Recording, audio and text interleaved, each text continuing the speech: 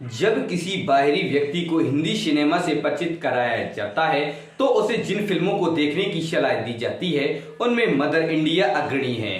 कहा जाता है कि अगर आपने मदर इंडिया नहीं देखी तो हिंदी फिल्में ही नहीं देखी हैं।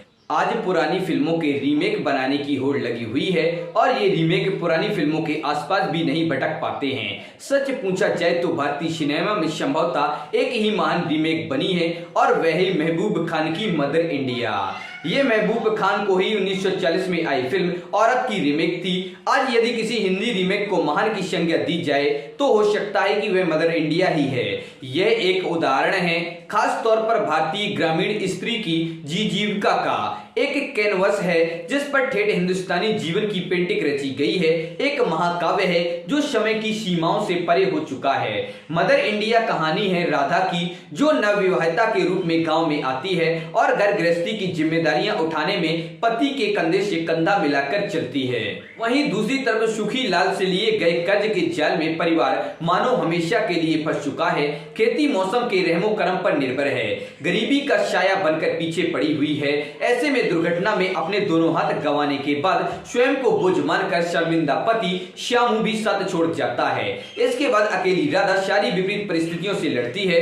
एक बच्चे को गंवाने के बाद दो बेटे को अकेले बड़ा करती है। इन सब के बीच वह अपने मूल्यों और सिद्धांतों से कभी भी समझौता नहीं करती है। मदर इंडिया में यादगार किरदारों, दृश्यों और गीतों की मानो लंबी श्रृंखला है, लेकिन जो दृश्य इस फिल्म का प्रतीक ही बन गया है वह है बैल की जगह स्वयं हल खींचकर अपना खेत जोतती राधा और नरगिस का। फिल्म के पोस्टरों पर भी यही चित्र हावी है। बुरे से बुरे हालातों पर भी हार न मानने और अपनी तकदीर स्वयं के अपने हाथों से लिखने की जिद का वह प्रतीक है। यह दृश्य पति नहीं है तो क्या मैं तो हूँ, बच्चों के सिर पर पिता का साया नहीं है तो क्या माँ तो है, हालात साथ नहीं है तो क्या हौसला तो है। दुनिया में हम आए हैं तो जीना ही पड़ेगा, जीना है तो इस माटी से अन्न उगाना ही है। हल खींचने के लिए बैल नहीं है तो क्या खेत को जोता ना जाएगा। मैं हूँ, मेरे हाथ हैं, मेरा दम कम है, मेरा हौसला है।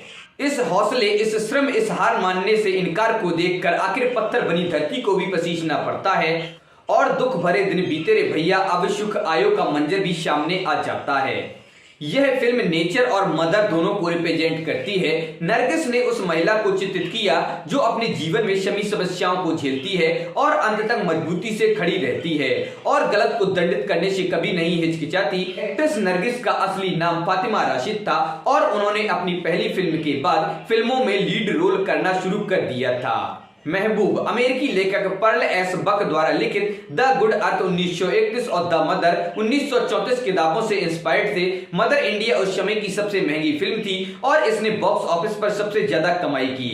भारत की रियलिटी को दिखाने के लिए कई नेताओं और राजनेताओं ने फिल्म की स्पेशल स्क्रीनिंग की। भारत के राष्ट्रपति और पीएम ने भी दिल्ली में एक विशेष स्क्रीनिंग में इस फिल्म को देखा था। नरगिस को मदर इंडिया में अपनी भूमिका के लिए बेस्ट एक्ट्रेस का फिल्म फेयर पुरस्कार जीता और महबूब खान ने बेस्ट डायरेक्टर का खिताब जीता था।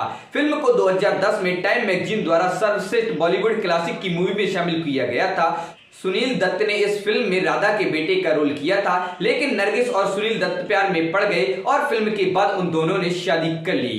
तो दोस्तों, आप लोग वीडियो कैसा लगा, पसंद आया इसे लाइक करें और अपने दोस्तों के साथ शेयर करें। हमारे चैनल पर पहली बार आए हैं तो हमारे चैनल अनादि मूवीज को सब्सक्राइब करें और बेल आइकन भी दबा दें।